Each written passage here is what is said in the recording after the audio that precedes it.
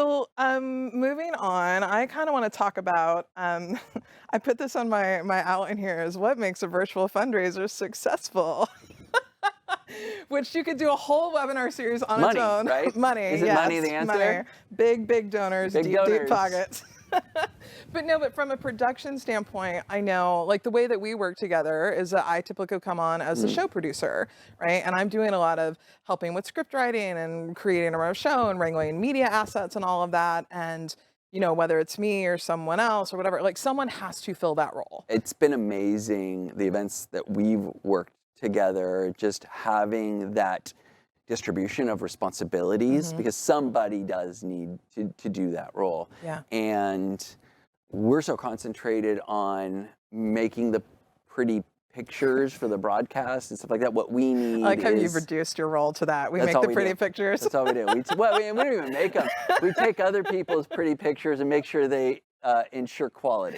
There you go. It's very good. Um, the But you're focused on that. And so having someone like having an event event producer, producer. whether it's me or someone else, like driving the bus a little Well, bit. so much starts with, and again, going back to everybody in there can repeat the spiel that I've been giving for 7 months, and it all starts with run of show, like Right. creating a run of show so that you know what it is you want to give to your audience, whether Mhm. it's this personality or this video or these donors or these sponsors and this auction lots. Just creating that run of show to me is the baseline, because Yeah. once you have a run of show, it almost acts like its own checklist of what Mhm. you need to do to get ready for your event. Mhm. And then working with a producer has been great because you can help the client then really break that list down into actionable items Right. and then assign due dates, which is even better. I love a spreadsheet with due dates. Yeah.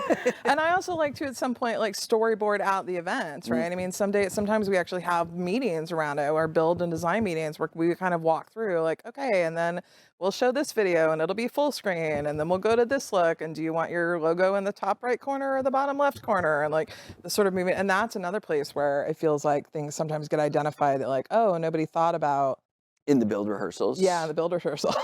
Because if it gets all the way to rehearsals And and it we hasn't find been that out, done, then yeah. we're wasting rehearsal time. Right. So it's better to find those things out in a Exactly. build rehearsal, Exactly. which is kind of a pre-rehearsal Sure. for us, where we don't need auctioneers, executive directors, or all we need is decision makers on who Mhm. wants to make the decisions as to what the broadcast is going to look like. Right. And so we can play with things like, did you give me that logo? Great. Where do you want it placed? And I think later on we're going to go into some Oh, we're gonna do examples, yeah, we'll and do we can talk examples. about like Yeah. how theming is still possible, Right. even in virtual events. And I think it actually enhances broadcast. Yeah, I totally agree. I totally agree. So one thing I do want to talk about and kind of get your, I mean, this is a production thing, but you're also a guy who's on boards and bids in some of my auctions, some of our auctions, you're on the donor side as well. Like one of the things that I think people have lost focus a little bit, like some groups more than others, is that like yes, it's a new medium. Like this is much more television production than it Mhm. is event management, but all of the old school development principles still apply. Right? You still have to cultivate your donors, like do all that donor stewardship, work on those relationships. No, absolutely. I mean, I think besides the back ended of advancement where you're doing your exactly what you were just talking about, donor relationships, cultivation, conversations, Yeah. pre-gifts. But so much of this is similar to live events, Mhm. right? Everybody's like, oh, I've never done a virtual event before. I'm so scared. It's like, But what I you've done try, events. well, and that's exactly what I try to portray is just like, no, we've done events before. Like, only the medium is different. Right. But the pre-production, there's a lot of similarities in the Mhm. pre-production. It's not identical by Oh, any sure. means, Sure, sure. but You still need a to run a script, you show. still need a You narrative still need a arc, yeah, message, you all of still that. need, if you're going to do a funny video, that video still needs to either be created or use an old one. And where in the show is it going to go? Right. Um, live auction slideshow. You know, you had one in the ballroom. If you need one on camera in order to help enhance and drive your live auction lots, or create reference between the large screen and the secondary device if you're doing them that way. Right. These are all things that we've done before. We're just going to present them a little bit differently. So I'm just trying to give confidence back to everybody, because we got this. Yeah. I mean, it's really, you know, about embracing the medium and streamlining and getting like focused on your message. Like, you shouldn't be trying to recreate your in-person event online. Like, Right. it's about how do you create the best broadcast, you know, 1 hour broadcast we can create about your organization that keeps your mission, you know, in We the can't forefront. recreate live events in this format. Correct. I mean, it's It's just a it's different not that animal. same Yeah. feeling that you're gonna get. And my personal philosophy on it is like, I don't want to try. I don't want Yeah. to try to create your live event. What I want to try to do is figure out, how do we best reach your audience? Right. Right. And if that needs to be done through entertainment, it can be done through entertainment. If that needs to be done through, you know, auction lots that they're looking forward to, that they've been used to in the past, like, it doesn't need to Yeah. be this kind of recreation of the past. What it needs to be is the best TV show it can be. Yeah. I'm gonna steal a line from a friend of mine who you might hear this in a webinar from us next week. But he likes to put it as that virtual events magnify the tendencies of your audience.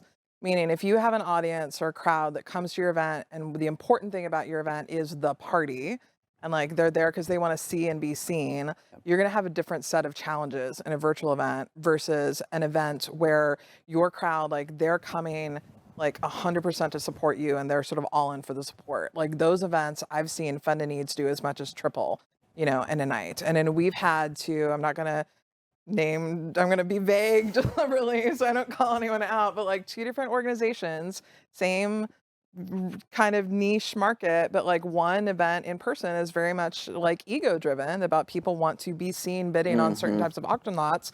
That event struggled versus a very similar event that does a lot of the groundwork of getting all their donors lined up and, you know, pre-pledges and all of that. And they did amazing, you know, so it's, And it's been hard, I think, for some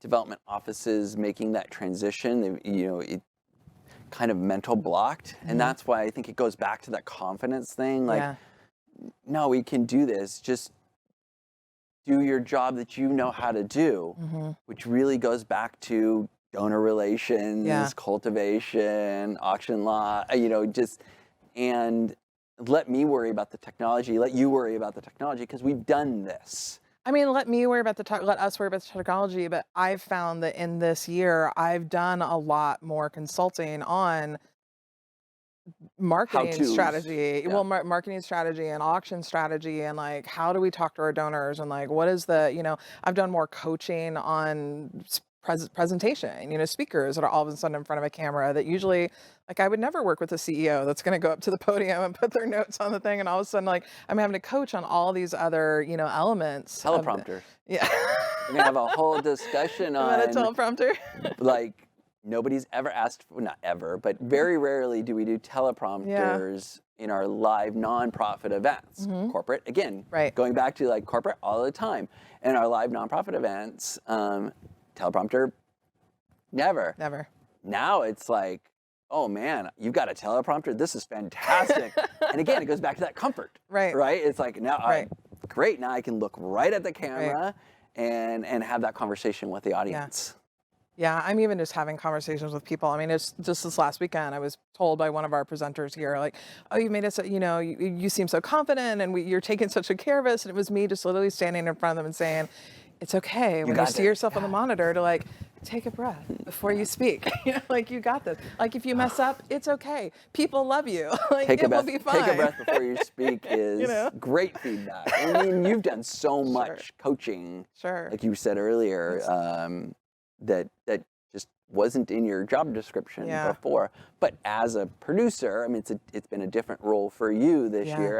As you know, I mean, my staff have all had different roles this year as well. You know, you've got And even from the beginning of the year to now, like from March to now, it feels like certain roles, have changed. as we've gone again, along. constantly adapting. Yeah. Via technology changes, via our own. We have the 2 locations, so I like to have one team specifically in South San Francisco and one Yeah. team specifically in Sonoma. So we've created redundancies for worst case scenarios Which as we've, well. we've had worst case scenarios. We've had a couple that we may save those we'll for save shots those at for the end, but Okay.